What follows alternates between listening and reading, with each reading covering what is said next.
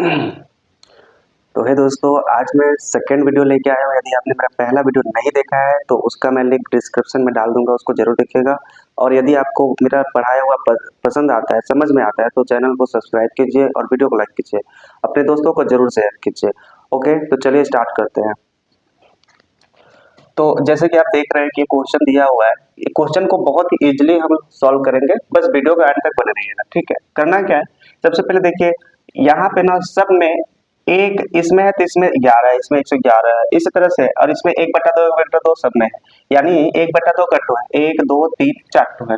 अब एक बात मैं समझा देता हूँ, जैसे मान लीजिए कि 2 + 2 + 2 + 2 अगर ऐसे लिखा हो, ठीक है, मान लीजिए कि इस तरह से लिखा हो तो कट हुआ है 1 2 3 4।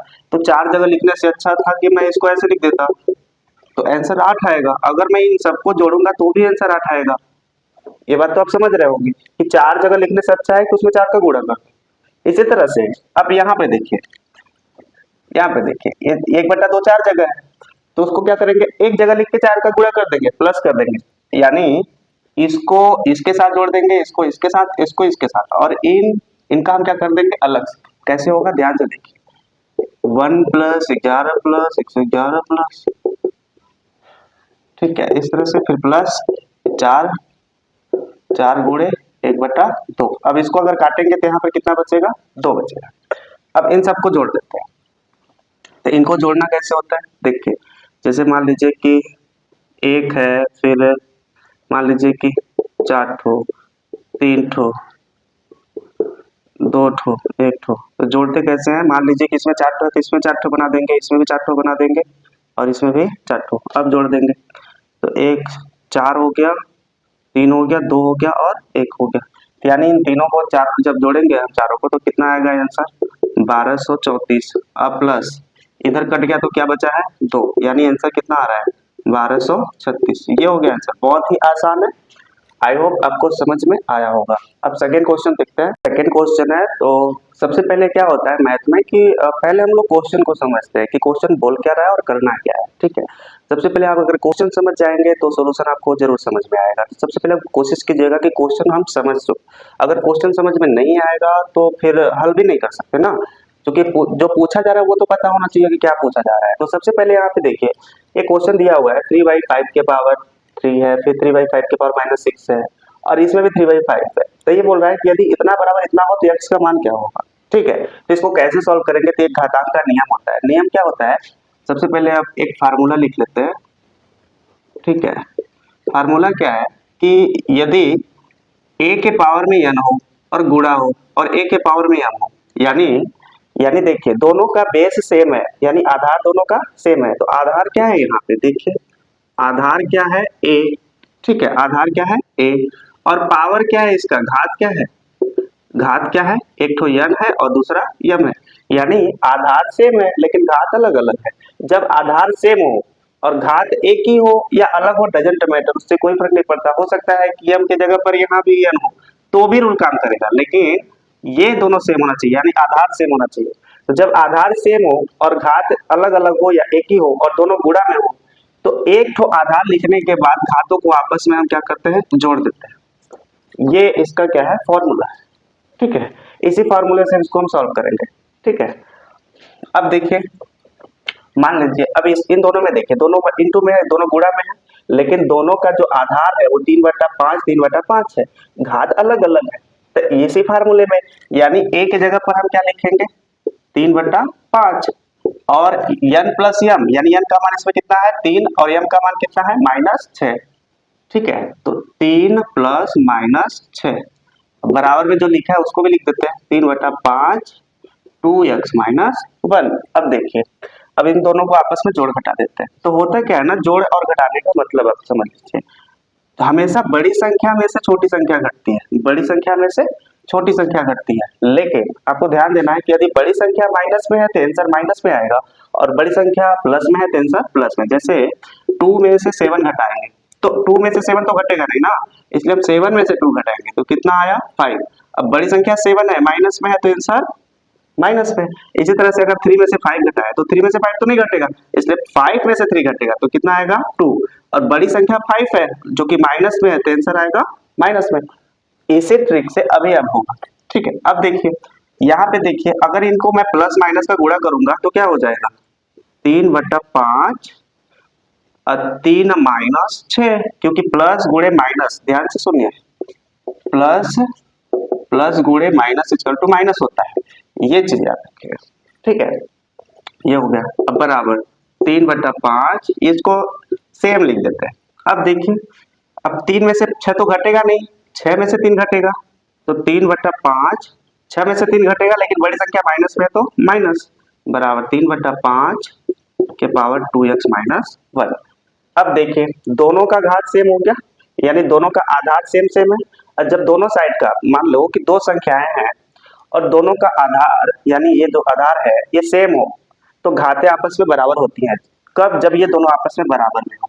ठीक है, तो यानी क्या होगा, ये दोनों सेम है तो ये दोनों आपस में बराबर होंगे, यानी इसको हम ऐसे लिख सकते हैं 2x - 1 बराबर -3। अगर -1 को उधर भेज दें तो 2x बराबर -3 + 1, तो 2x बराबर क्या हो जाएगा, 2x बराबर क्या हो जाएगा। अब देखिए एक में से 3 तो मतलब ऐसे देखिए, माइनस में 3 है तो एक में से 3 तो घटेगा नहीं, है ना, इसलिए 3 में से 1 घटाएंगे तो कितना आएगा, 2। लेकिन बड़ी संख्या माइनस में है तो माइनस। अब x का बराबर क्या हो जाएगा, -2/2 इक्वल टू कितना आया, 1, यानी x का मान कितना आया, -1। ठीक है, तो आई होप आपको समझ में आया होगा। नेक्स्ट क्वेश्चन अब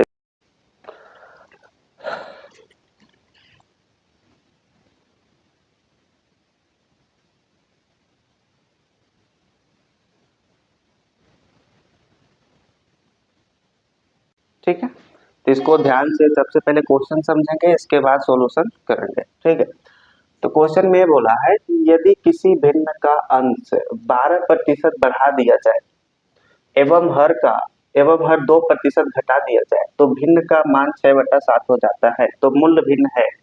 यानी सबसे पहले समझिए कि भिन्न क्या होता है। तो भिन्न जो होता है, अंश और हर इन दोनों से मिलकर भिन्न बनता है। यानी जो ऊपर लिखा है वो अंश है और जो नीचे लिखा है वो हर है। ऊपर लिखने जो ऊपर है वो अंश है, जो नीचे है वो हर है।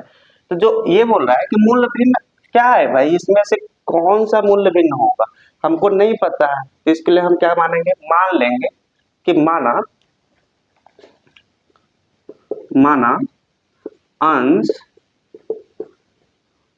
x है तथा हर y है। ठीक है, अब अंश और हर से मिलके क्या बनेगा, यानी भिन्न क्या बन जाएगी, x/y बन जाएगी। ठीक है, इतना हम मान चुके हैं कि माना किसी भिन्न का अंश जो है x है और हर क्या है, y है, यानी x/y। अब ये जो जो बोला है वही वही करना है। अब ये बोला है कि 12% अंश को बढ़ाना है और 2% हर को घटाना है, यानी x को 12% बढ़ाना है और y को 2% घटाना है। तो प्रश्नानुसार यक्स को क्या कितना करना है, 12%, यानी 12% बढ़ाना है यक्स को, और वाई को क्या करना है, 2% घटाना है वाई को। ठीक है, अब होगा क्या, प्रतिशत का मतलब 100 होता है ना, तो यहाँ पे क्या हो जाएगा, 100 में 12 को जोड़ देंगे तो कितना आ जाएगा गाइस, 112% ऑफ यक्स, और यहाँ पे 100 में 2 घटा देंगे तो कितना आ जाएगा, 98% ऑफ वाई। ठीक है, यहाँ तक आपको समझ में आया होगा। अब जैसे ही ऑफ हटेगा तो ये प्रतिशत भी हट जाएगा, तो क्या हो जाएगा, 112x/98y बराबर क्या मिल रहा है, ये बोला है कि घटाया तो भिन्न का मान कितना आता है, 6/7 आता है। यानी इसके बराबर में हम चाहे तो 6/7 यहाँ भी लिख सकते थे, बराबर 6/7 और फिर बराबर 6/7, अब यहाँ पे भी लिखेंगे 6/7। ठीक है, अब क्या करना है, x और y का मान निकालना है। ठीक है, तो मान कैसे लिखने का, ध्यान से समझिएगा तभी समझ में आएगा।